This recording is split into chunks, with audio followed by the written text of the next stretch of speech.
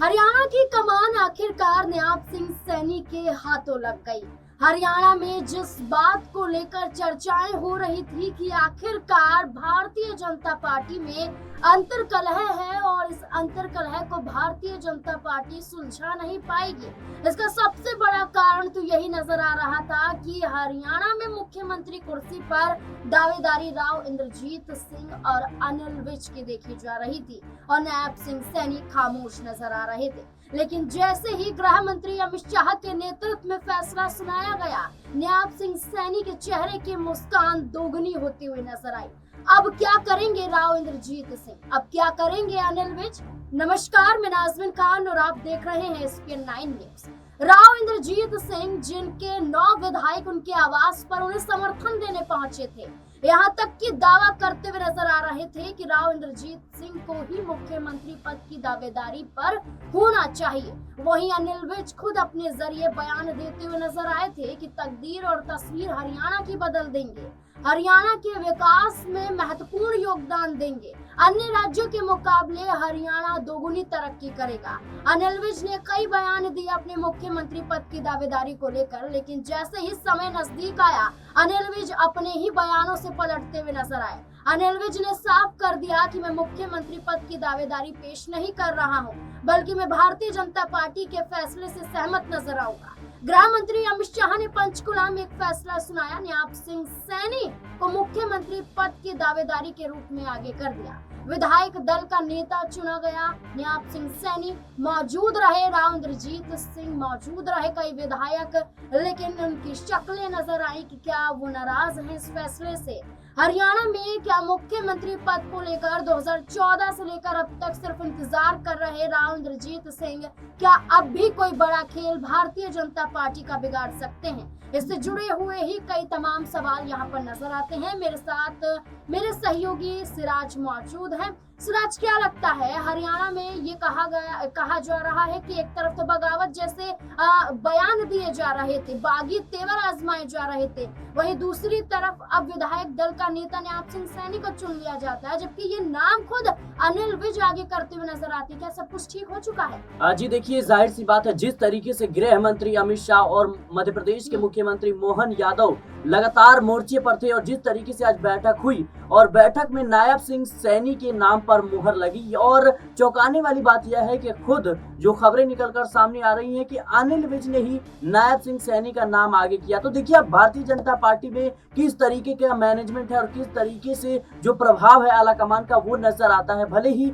अनिल विज लगातार बयानबाजी कर रहे थे, भले ही राव इंद्रजीत सिंह लगातार शक्ति प्रदर्शन दिखा रहे थे, लेकिन इसके बावजूद जिस तरीके से गृह मंत्री अमित शाह ने कमान संभाली और भारतीय जनता पार्टी के जो अंतरकला थी वो साफ तौर पर दर्शाती हुई नजर आती। अंतरकला कहीं ना कहीं बीजेपी का काम बिगाड़ देती। इसी वजह से इस पूरी की पूरी लड़ाई में कहीं ना कहीं गृह मंत्री अमित शाह को कूदना पड़ा और अमित शाह ने जिस तरीके से फैसला किया है, ये मुझे लगता है भारतीय जनता पार्टी के लिए काबिल तारीफ है। लेकिन बड़ा सवाल ये है कि क्या राव इंद्रजीत सिंह और अनिल विज खुश हैं? देखिए, इसके कई कारण निकलकर सामने आते हैं कि डिप्टी सीएम पद पर कौन बैठेगा। ये जब मंत्रालय बांटे जाएंगे, जब कैबिनेट का विस्तार होगा, उस वक्त जो चीजें हैं वो खुलकर सामने आएंगी कि आखिर कैबिनेट में किसे कौन सी जिम्मेदारी दी गई है, राव इंद्रजीत का क्या रोल होगा। देखिए सिराज, मैं यहाँ पर आपको टोकना चाहूंगी। एक सवाल और इस मुद्दे के जरिए बनता है, अगर भारतीय जनता पार्टी ने फैसला किया कि हम हरियाणा में उप मुख्यमंत्री पद देंगे ही नहीं, यानी कि उप मुख्यमंत्री पद कोई होगा ही नहीं, सिर्फ मुख्यमंत्री और मंत्रिमंडल में तमाम मंत्री शामिल होंगे, क्या लगता है कि तब भी बड़ा झटका तमाम दिग्गज चेहरों को लगेगा?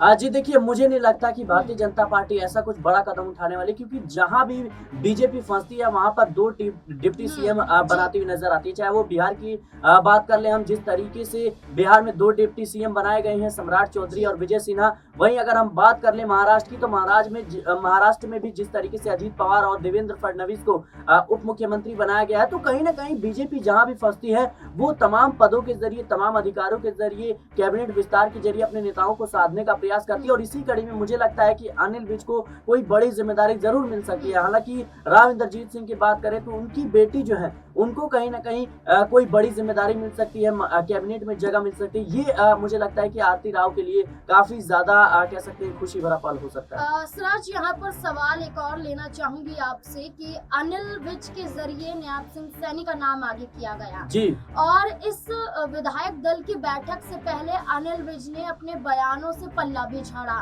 जी क्या अनिल विज डर चुके थे कि अगर उन्होंने मुख्यमंत्री पद को लेकर दावेदारी ऐसे ही बरकरार रखी जी तो मंत्रिमंडल में भी जगह नहीं मिलेगी? क्योंकि देखा जाए देखिए तो देखिए जी बिल्कुल बोलिए। देखिए नाजमीन, जिस तरीके से अगर हम नजर डालें भारतीय जनता पार्टी की राजनीति पर, रणनीति पर, तो पिछले कई सालों से बदलाव हमें देखने को जरूर मिला है। क्योंकि देखा जाए तो भले ही अनिल विज लगातार दावेदारी पेश कर रहे थे, लेकिन जैसे ही गृह मंत्री अमित शाह की एंट्री होती है वो कहीं ना कहीं नरम पड़ते हुए नजर आते हैं। और देखिए इसका उदाहरण आप मध्य प्रदेश में देखिए, जब शिवराज सिंह चौहान जैसे बड़े नेता जो अपने दम पर बीजेपी को महाराष्ट्र में जीत माफ कीजिएगा मध्य प्रदेश में जीत दिलाते हुए नजर आए थे, उनको साइडलाइन कर दिया गया और उनको जब चुप करा दिया गया और जब खबरें निकलकर सामने आई कि खुद शिवराज सिंह चौहान ने ही मोहन यादव का नाम आगे किया है। और ठीक आप देखेंगे राजस्थान में किस तरीके से वसुंधरा राजे शक्ति प्रदर्शन करती हुई नजर आती हैं। लगातार विधायक थे उनके घर जाते हुए नजर आते हैं और बैठकें होती हैं, लेकिन इसके बावजूद जब फैसला होता है तो भजन लाल शर्मा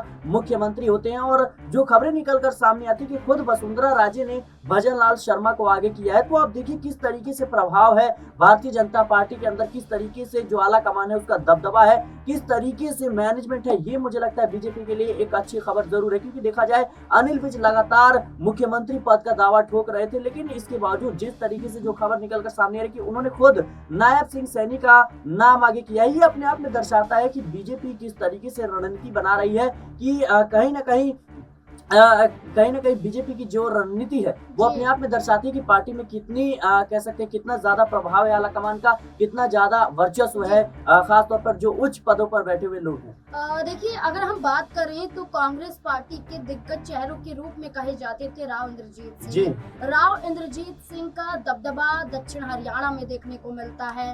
अगर हम बात करें तो एक राजा की संज्ञा यहाँ पर राव इंद्रजीत सिंह को दी जाती है। और राव इंद्रजीत सिंह से पहले वीरेंद्र सिंह की बात करें तो वो भी यहाँ पर उनके पिता एक दबदबा हरियाणा में रखते थे, मुख्यमंत्री पद भी संभाला है, एक पार्टी का गठन भी करते हुए नजर आए थे, फिर कांग्रेस पार्टी में विलय करते हुए अपनी पार्टी को नजर आए, कांग्रेस पार्टी से कई बार चुनाव जीता, खुद राव इंद्रजीत सिंह ने विधायकी का चुनाव भी जीता 4 बार, सांसदीय का चुनाव भी 3 बार कांग्रेस पार्टी के तहत रहकर जीता।